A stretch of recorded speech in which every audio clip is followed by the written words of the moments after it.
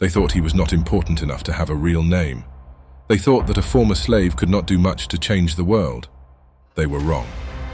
This slave left a legacy, and we still talk about him 2,000 years later. But who is this man? And why doesn't he have a real name? How did a mere slave become the mentor of the Emperor Marcus Aurelius? Did he really have a son? And most importantly, how did he leave a legacy behind him, even though he never wrote anything down?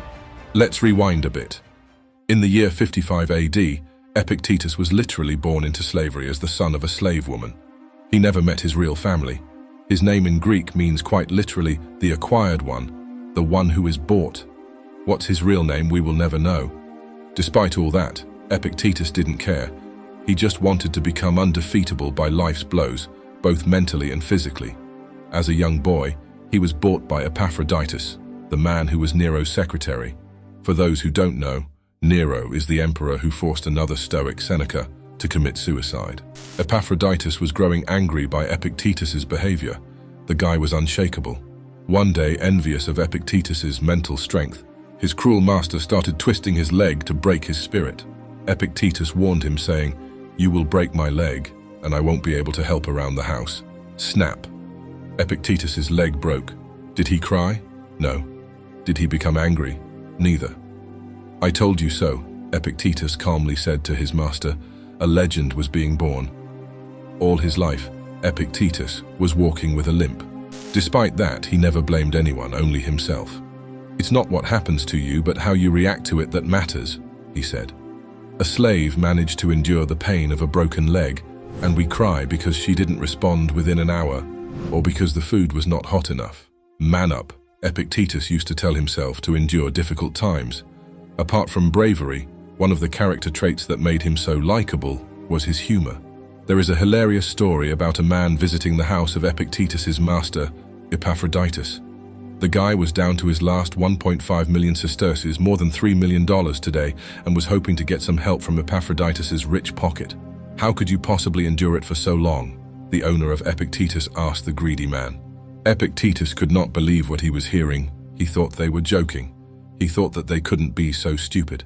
"Wait, who is the slave here, me or them?" he must have asked himself. "These men might be bodily free, but they are both enslaved to money and power," he thought. This is when Epictetus learned life's biggest truth and changed the course of history forever. In life, there are things within our control and things outside of it. He named it the Dichotomy of Control, and understood that this was God's long-kept secret. The Dichotomy of Control became the most powerful principle of Stoicism. He later said, "Happiness and freedom begin with a clear understanding of that principle. But what is really within and what is outside our control?" Epictetus didn't quite understand that in the beginning, until he saw his master and his friends flattering the Emperor Nero all day, kissing his feet and bribing him to get higher positions in the empire. Is this freedom? He asked himself. He soon realized that whatever is not fully up to us can make us enslaved and bound to sadness. Up to us are our actions, choices, wants, desires, and everything we choose to avoid. Not up to us is death and health, wealth and poverty, other people's opinions, the weather, wars, etc. Nobody but you is putting that cigarette in your mouth. No one is skipping these workouts for you, but only yourself. The good thing is that since you are the problem, you are also the solution. These things are under your control to change. Epictetus explained the devastating consequences of caring about things outside our control in one phrase. "If you want your wife and kids to live forever, then you are a fool, because you wish for the impossible," he said. It's easy for him to say this because he didn't have any children or wife, you might point out. But you are wrong. More on that later. Epictetus would later warn his students against the disease to control externals, saying, "If you put happiness on things you don't control, such as the validation of others, you will inevitably suffer and be miserable until you have what you want, if you ever get what you want." He also shared with them a life-changing strategy that eliminated most of their problems. "Your only goal in life," he said, "is to split everything that happens to you into these two categories, under and not under my control.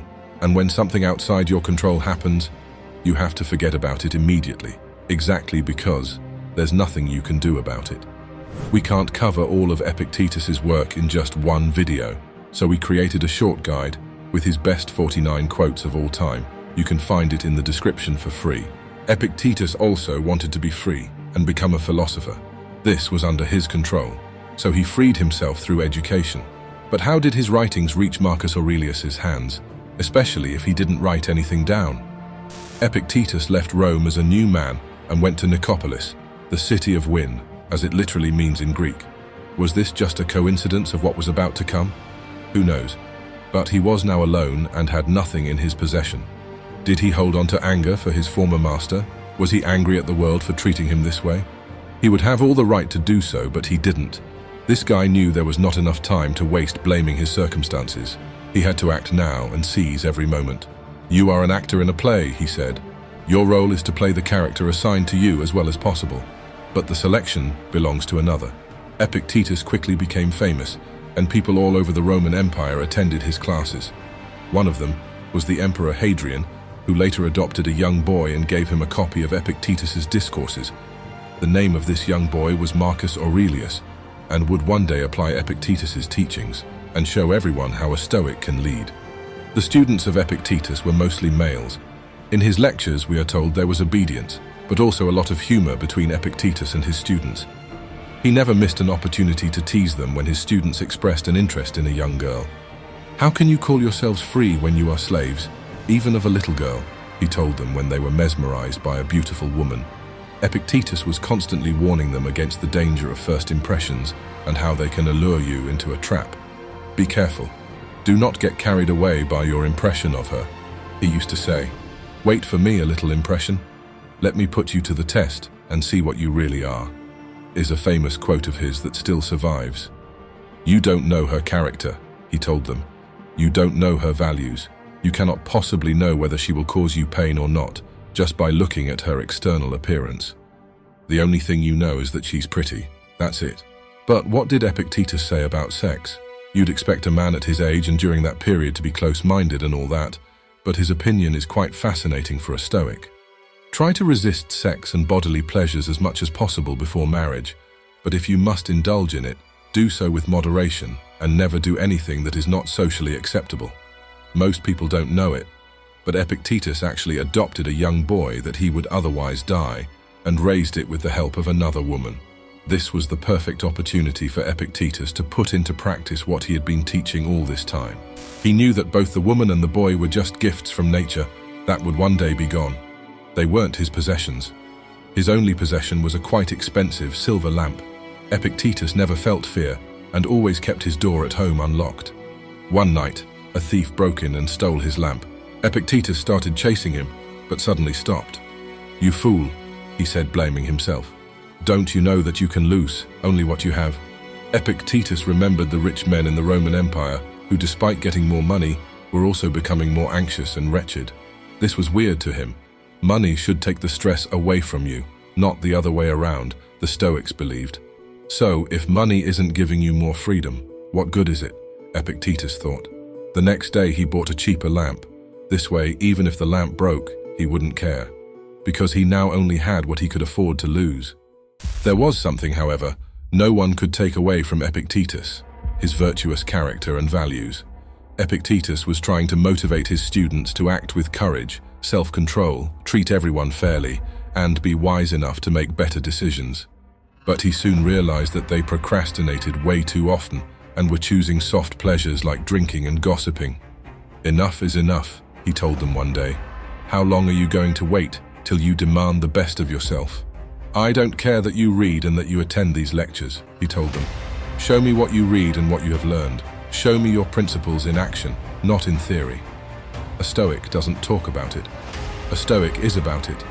First say to yourself who you want to become, and then do what you must do to become that person, he reminded them. And everyone listened. So, how do we know so much about a slave who never wrote anything? Thankfully for us, a dedicated student of his, Arrian, used to always take notes during his lectures. He included all of Epictetus's teachings in a book called The Discourses, and later summarized it into a smaller one, the Enchiridion. The name was not given by chance. Enchiridion literally means ready at hand in Greek. Arrian wanted to tell the world that this book's wisdom is so important that you have to keep its principles ready at hand and be prepared to apply them in action. Before I tell you the next step, to put everything you learned today into action. You can help me by subscribing to the channel and liking this video, so I can spread Stoicism further. Watch this video and learn how Marcus Aurelius overcame problems when life was against him, using the life-changing philosophy of Epictetus.